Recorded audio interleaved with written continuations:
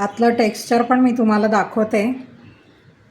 हे बघा कसं मस्त रवाळ टेक्स्चर आलं आहे त्या रव्यामुळे, म्हणून थोडासा रवा घालायचा आणि पाक अगदी आतपर्यंत शिरला आहे। नमस्कार, आज मी तुम्हाला वेगळ्या पद्धतीचे गुलाबजाम दाखवणार आहे, बटरस्कॉच फ्लेवरचे। त्याच्यासाठी काय काय लागतं ते बघा। हा अर्धा किलो खवा आहे, हा 50 ग्रॅम मैदा आहे आणि हा फक्त 3 चमचे रवा आहे। त्याच्यात मी दूध टाकून तो भिजवून ठेवणार आहे।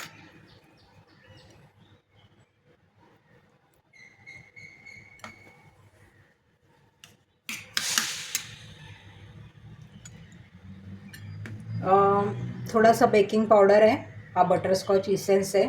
पाकात आपण विलायची पूड घालणार आहे आणि पाकासाठी ही अर्धा किलो साखर आहे आणि इकडे तूप नंतर आपण तापायला ठेवू। एवढ्या साहित्यात आता आपण गुलाबजाम कसे करायचे ते मी तुम्हाला दाखवते। या रव्यामध्ये मी थोडंसं दूध घालून ठेवलं आहे, आपण भिजू देऊ आणि आता हे आपण खूप मळून घेऊ, मोकळं करून।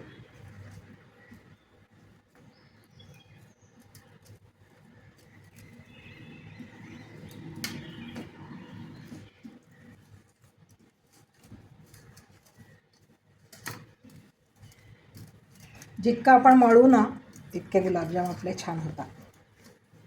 आणि अगदी बारीक पाव चमचा, पाव पण नाही, चिमटीभर मी फक्त बेकिंग सोडा घालणार आहे त्याच्यात, म्हणजे फुलून यायला पाहिजे ना आतनं म्हणून।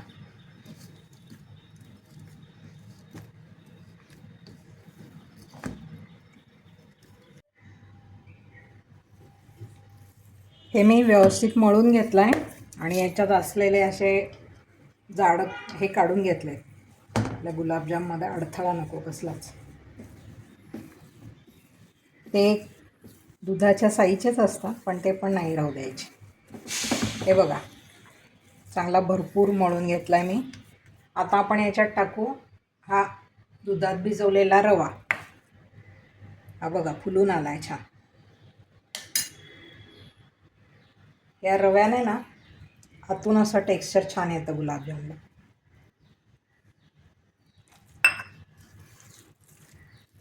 आणि प्रत्येक गोष्ट टाकली की मळून घ्यायचं।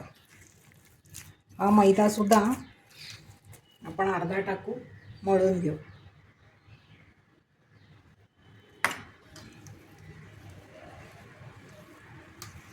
असं अगदी एकसारखं मळून घ्यायचं। सगळ्यात शेवटी आपण 1 चमचा बटरस्कॉच इसेन्स टाकू आणि किंचित बेकिंग सोडा। हे बघा अगदी किंचित सोडा, एवढासा आपलं बेकिंग पावडर अगदी चिमटीभर घ्यायची आणि हा इसेन्स हे टाकून आपण परत एकदा मळून घेऊ। आणि हा इसेन्स पण टाकते मी बटरस्कॉच।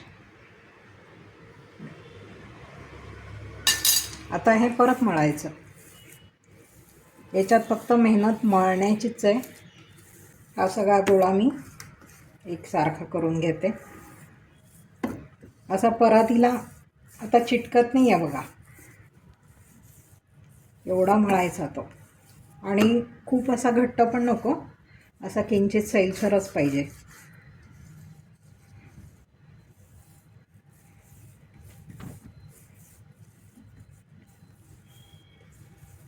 आता याचे मी छान छोटे छोटे गोळे करून गुलाबजाम करते। हे बघा किती मळून चांगला सॉफ्ट झाला आहे बघा।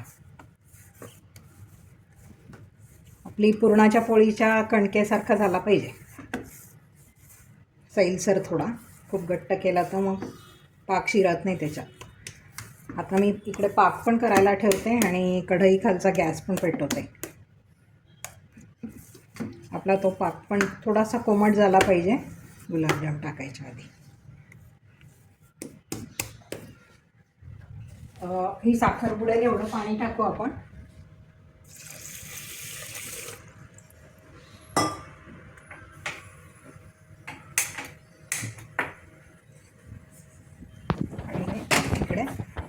पाक करायला ठेवू.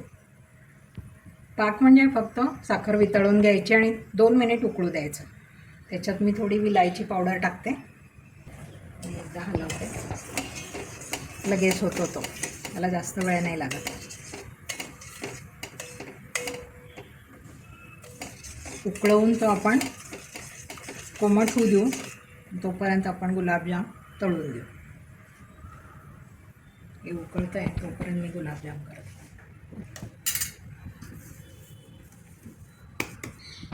याचे असे एका साईजचे छोटे छोटे करायचे, आपल्याला जसे पाहिजे तसे. नाही आलं पाहिजे चीर. एकाच साईजचे करायचे आणि सगळे.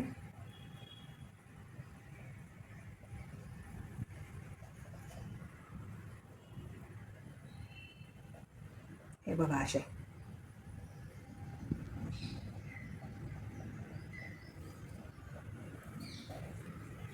हे मी आता सगळे करून घेते आणि मग तळायच्या वेळेला परत दाखवते.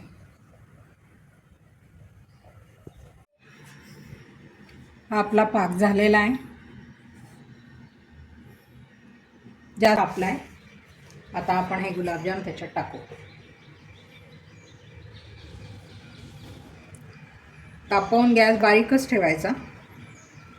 हे बघा एवढे गुलाबजाम झालेत त्याचे, अर्धा किलो खव्याचे.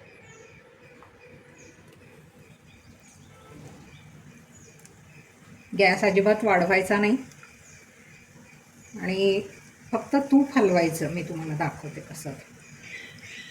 त्याला झारा नाही लावायचा. एका वेळेला जितके बसतील तितके आपण टाकू.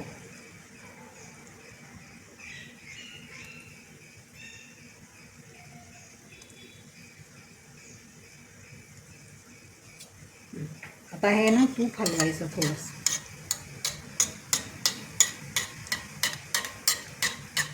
गुलाबजाम नाही, त्याला नाही धक्का लागू द्यायचा, म्हणजे मग ते मोडत नाही. तूप हलवा काही कोमट झालं, होत आलाय.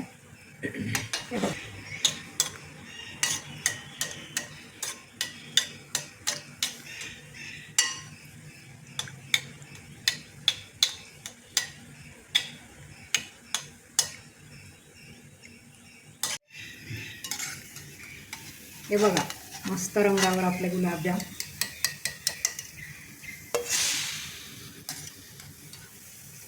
आणि त्या तुपाचे बुडबुडे जे असतात ना ते पण थांबतात, म्हणजे मग ते गुलाबजाम झाले.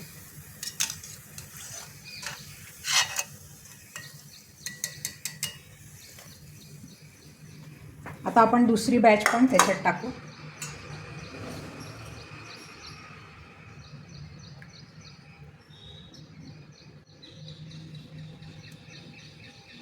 गॅस वाढवायचाच नाही हां, बारीकच राहू द्यायचा.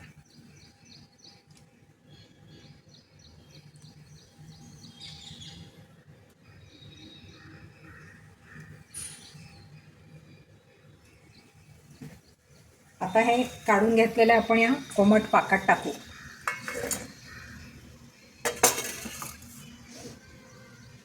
असे आपण सगळे तळून घेऊ आणि या पाकामध्ये टाकू. परत हे तूप असं हलवायला सुरुवात करायची.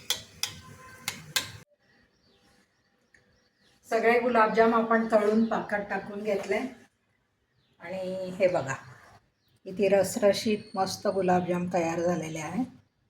आणि तो बटरस्कॉच फ्लेवर त्याच्यात फारच छान लागतो. तुम्ही अवश्य करून बघा आणि आवडलं तर माझ्या चॅनलला सबस्क्राईब नक्की करा. धन्यवाद.